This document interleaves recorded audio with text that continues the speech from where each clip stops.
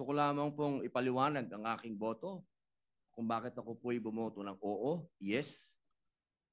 Ako po'y isa sa mga nauna at nananatiling laging nasa The Hague.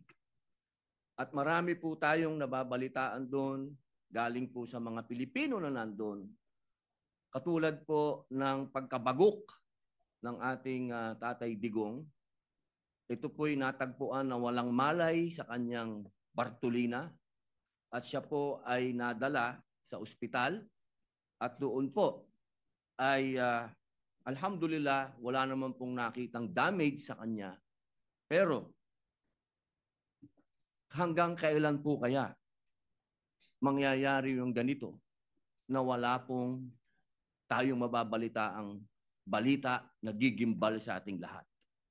Nabanggit po kanina yung mga nakulong doon. Pero hindi po nabanggit ang isang namatay doon. Si Slobodan Milosevic ay namatay po daw ng heart attack sa loob ng ICC.